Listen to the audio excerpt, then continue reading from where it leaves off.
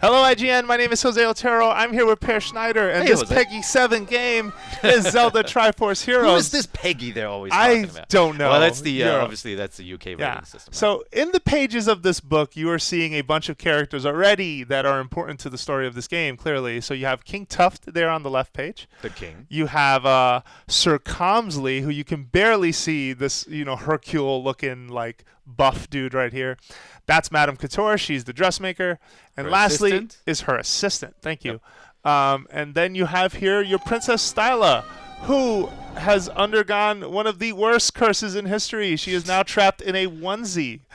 And I wonder what Princess Styla cares about. Her looks, Setting back perhaps. princesses and decades again. No, obviously, there's a terrible fate that befalls her here, Yeah. and your entire quest is centered around outfits. The theme of this game, Zelda games always have some sort of a theme, is dressing up in outfits. So it makes sense using that fashion is to fight evil, which I think is hilarious. Nope. So this is King Tuft, who is in tears over the awful fate that happened to his daughter. Speaking of fashion, what's that, Jose? So this is Link when he first enters the game, and he is wearing an outfit that we actually got to use recently at a demo. It's called the Bear. I believe it's called the Bear Essentials. Look for the...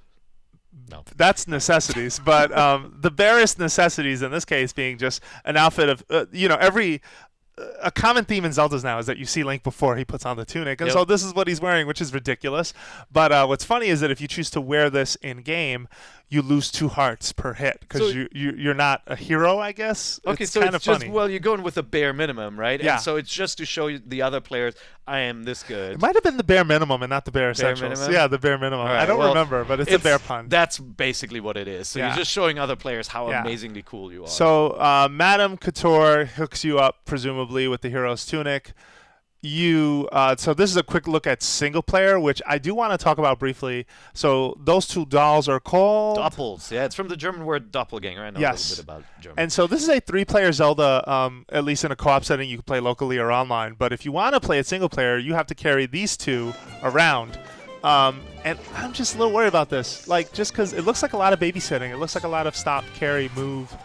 So what's different here, though, is from Four Swords, is that you have to rely on the top player in a totem to shoot arrows, for example, right? In single player, this happens automatically. Yeah, You're but in carrying Four a Swords, doppel. you press the button and everyone kind of came with you and would go. So I don't know what to make yet, but we'll see. I haven't played it, so I can't toss judgment on that. It looks more kind of slower paced and puzzle focused than the faster multiplayer game, which also has some nasty competition between players. Yeah, but since you share the same life bar, you have a common interest to survive. It's still worth it throwing. So at the start of every level, and I'm just gonna kick over to this in a second, you pick up an item, which you got to see briefly here.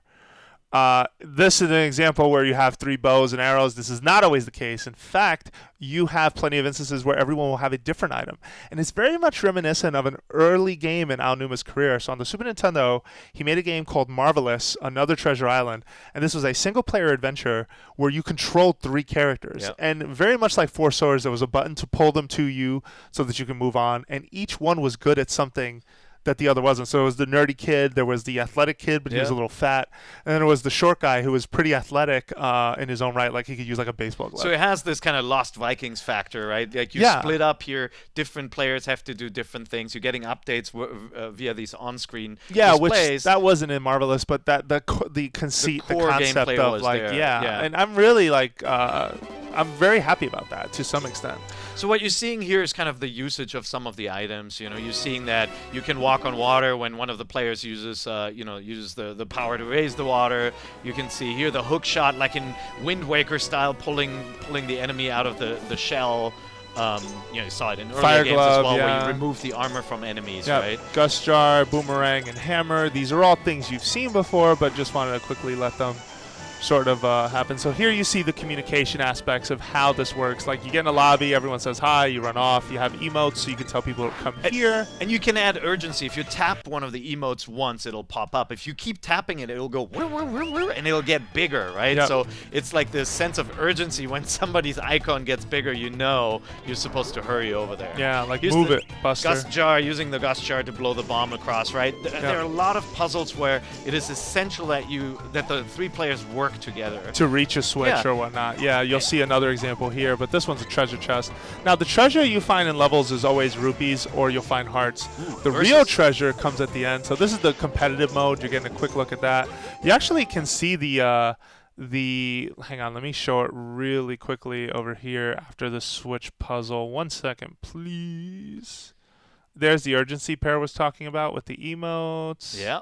Yeah, you could see it getting slightly bigger here, working together. Of course, here's the the multiplayer versus mode, and you can see somebody has the bomb outfit. Yeah, right? so you have a Kokiri outfit at the top right. You have the bomb outfit in the center here, the green link that's running forward, and then you have I believe this is a sword speciality, the one that is he's dressed as like a samurai. But you're gonna see he throws a bomb. Now, this Link's ability for that costume is that when he has a bomb in his hands, it gets bigger. So it's interesting to see that if an enemy uses something against you and you have a suit that affects that power-up, you basically get an advantage out of that. And so he just throws it back and gets some damage. Yeah, good display here of the abilities. Also, you get the triple arrow right from the Kokiri outfit. You know. Yeah. So look at the. I forgot what this outfit's called, but we've seen it. It's like a cactus. It's prickly.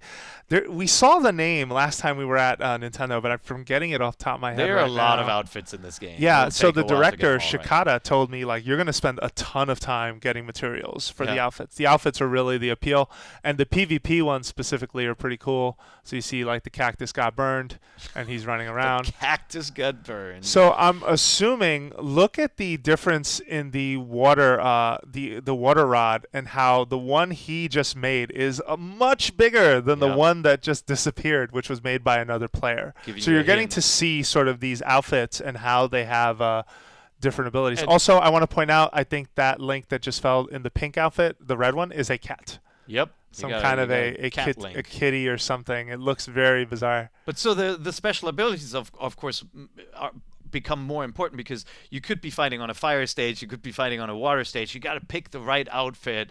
Obviously, you'll end up in random levels too. When you match make. So sometimes you get a benefit. Sometimes you might just be a little screwed.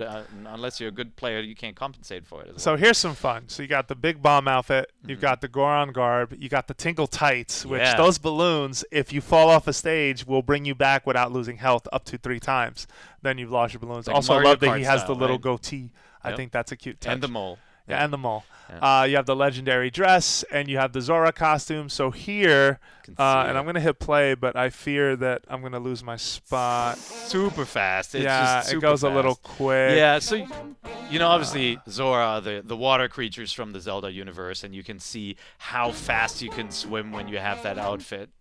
Yeah. You can see, you can spot a bunch of different things. You look at the ice climber-esque outfit. Yeah, that one's good. The cozy parka. Cozy Parker. All right, so here is Goron garb. Now this one, I don't know what it's called, and I'm gonna just pull it back up. Apologies for that. So here is the Zora suit again. This one's the Goron garb. We were talking about it. You could basically swim in lava and not get hurt. That's pretty cool. I wonder what that does to some of the level design, because not every platform is something you can sort of swim through and get on. So I wonder if the level's designed so that you can. So this outfit, I don't know what it does, but man, it took the fire glove to a whole new level. He threw 3 fireballs from one throw. It's the fire secretary. And you'll see how much magic he expelled there. Like, it's just a one use, and he threw a ton of fire out. Well, this is co-op right now, so there are shared resources here, right? No, not the purple magic bar. meter is specific to the user. To the user, the health bar is shared. Great thing to bring up. Get some likes here, with towing hearts, sometimes rupees. Oh man, that's so trollish. That's the Kokiri outfit, which you know by now shoots 3 arrows. That was an ability you saw in A Link Between Worlds, where if you upgraded that bow and arrow, you were able to get that ability. So just putting that out there with the Mayamais. So I want to call attention to this outfit, because what is this? Is that like Look at that sword. Sword hero type of? It looks like something from like a Zelda manga or something, like a legendary hero's outfit. It is just off the charts. Part of me wondered too, or speculated. There's also a ninja running around there. Yeah. You see that one there. Yeah. Then you see the samurai over here, and he just kind of gets thrown and does a spin attack. That's also very cool. I had not seen that done before. Someone throwing a Link as he was unleashing his spin attack. You see that? Yeah, that's And he really just cool. slices them up. I mean, there's obviously a lot going on here. You got to figure out how to defend yourself against the spears, against the bombs. Here we cut to a boss fight. You know, Yeah, this which- is a fight you may have seen in older trailers. Yeah, where we fought creature was this boss. hiding. This is a really cool fight. I don't want to spoil it, but I do want to call attention to three things. The three outfits here. So the Cozy Parka is up top. He just swung his hammer. Very ice climbers. The fire costume that we don't know what it's called is right there. But this guy, Green, is wearing a Koopa, like a That's a Hammer Hammer Brothers. Brother. That is a Hammer Brothers outfit. Yeah. Which, if you had any doubt, like, okay, you can see the design, but look at the hammer. Yeah, the hammer is That's a dead so giveaway. cool. Yep. I'm really Little happy about crossover. that. I wonder if there are any other sort of Nintendo call-outs, because the Fire Glove also in this game makes a Mario fireball sound, which is Yeah. also, I think, extremely cool. So that's just something to point out.